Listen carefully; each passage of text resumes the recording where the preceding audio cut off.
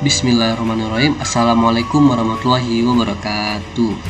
Perkenalkan, kami adalah mahasiswa dari UIN Suska Riau dengan jurusan Sistem Informasi.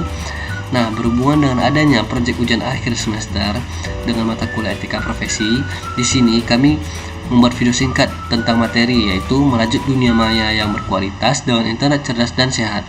Nah, sebelumnya izin memperkenalkan diri. Yang pertama itu adalah saya, Muhammad Bil Arba, dan rekan saya, Windy Junitasari.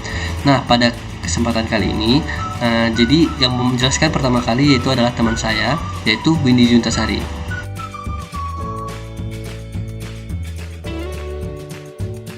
Terdapat beberapa poin yang akan dibahas pada materi kali ini.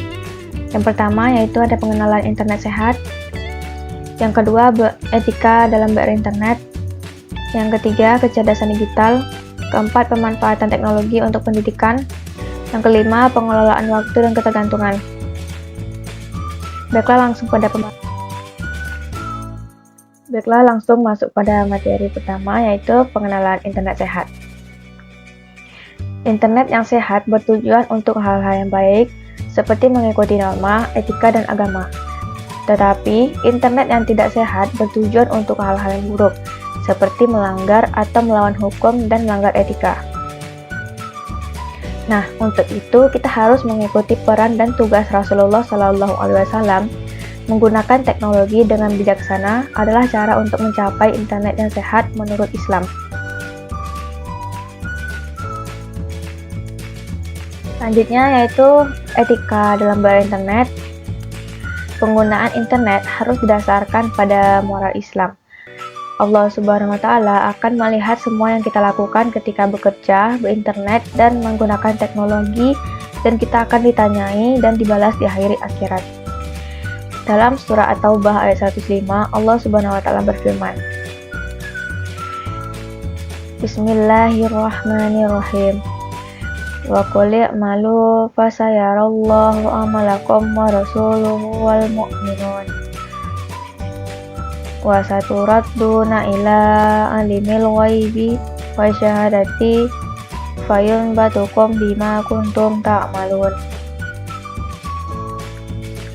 Pengguna internet harus bersikap amanah, yang berarti mengikuti perintah Allah dan menjauhi larangannya.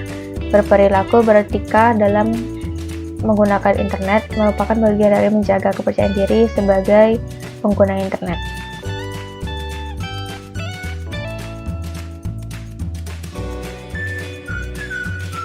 Dalam surat Al-Anfal ayat 27, Allah mengatakan, Ya ayyuhallazina amanu la takhunallaha wa rasulahu wa takhuna amanatakum wa antum ta'lamun. Yang artinya, hai orang-orang beriman, janganlah kamu mengkhianati Allah dan Rasul Muhammad. Dan juga janganlah kamu mengkhianati amanat yang dipercayakan padamu, sudah mengetahui.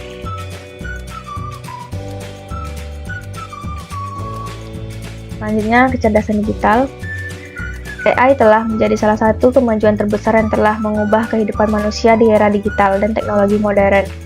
Dalam pandangan Islam, setiap penemuan dan inovasi yang memungkinkan manusia memahami dan memanfaatkan alam semesta adalah bukti dari kebijaksanaan dan keagungan Allah. Kecerdasan buatan dengan berbagai fitur canggihnya sangat berpengaruh pada banyak hal. Nah, AI memiliki kecanggihan dalam 3 aspek utamanya. Yang pertama, pencipta gambar. Yang kedua, pencipta teks. Yang ketiga, pencipta video.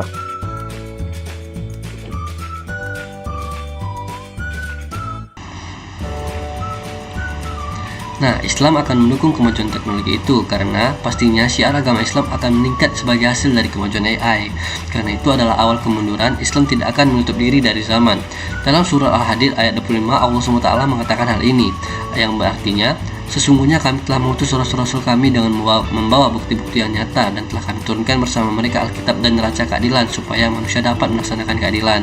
Dan kami ciptakan besi yang padanya terdapat kekuatan yang hebat dan bermanfaat bagi manusia, supaya mereka mempergunakan besi itu, dan supaya Allah mengetahui siapa yang menolong agamanya dan rasul-rasulnya padahal Allah tidak dilihatnya.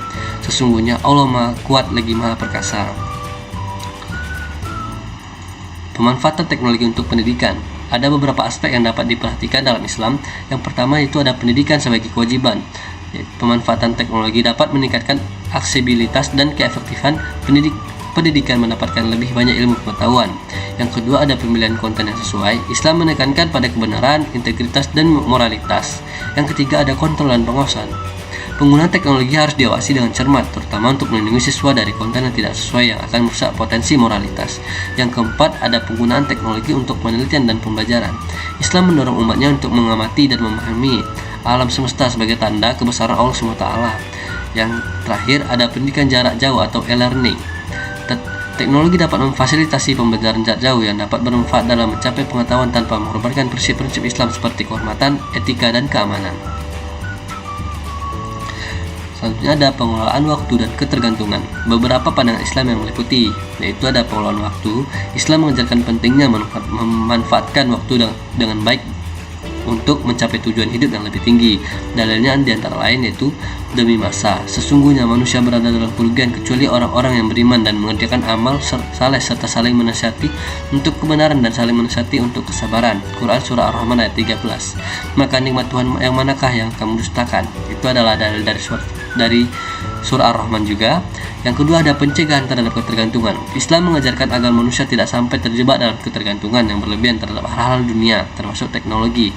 Dalilnya antara lain, harta dan anak-anakmu tidak lain hanyalah sebagai cobaan bagimu, dan di sisi Allah lah pahala yang besar. Quran Surah At-Taghabun ayat 15. Selanjutnya ada, hai orang-orang beriman, janganlah hartamu dan anak-anakmu melalaikan kamu dari mengingat Allah. Barang siapa yang berbuat demikian, maka mereka itulah orang-orang yang merugi. Quran Surah Al-Munafikun. Selanjutnya ada ketergantungan yang sehat. Islam memandang bahwa segala sesuatu termasuk teknologi dan internet dapat dimanfaatkan selama tidak melewati batas-batas yang ditetapkan oleh agama.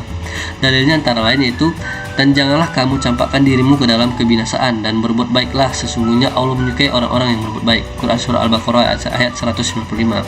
Selanjutnya ada makan minumlah dan janganlah berlebih-lebihan, sesungguhnya Dia tidak menyukai orang-orang yang berlebih-lebihan. Quran Surah Al-A'raf ayat 31. Selanjutnya ada refleksi dan kontemplasi. Islam mendorong umatnya untuk merenung dan berpikir tentang makna hidup dan keberadaan. Penggunaan waktu dengan kebijaksanaan dapat membantu dalam refleksi tersebut. Dalilnya itu adalah, dan kami perlihatkan kepada mereka tanda-tanda kebesaran kami di segenap tempat-tempat keberadaan mereka, sehingga jelas bagi mereka bahwa Al-Quran itu adalah benar.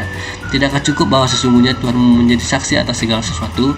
Terdapat pada Quran Surat Fussilat ayat 53.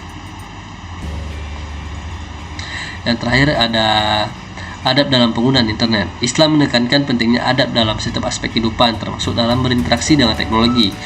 Ada dalil yang berbunyi, hai orang-orang yang beriman, janganlah kamu mengikuti langkah-langkah setan, dan barang siapa yang mengikuti langkah-langkah setan, maka sesungguhnya setan itu menyuruh berbuat keji dan mungkar. Dan sekiranya tidak ada karunia Allah dan rahmatnya kepadamu, niscaya tidak ada seorang pun di antara kamu yang bersih dari dosa. Quran Surah An-Nur ayat 21.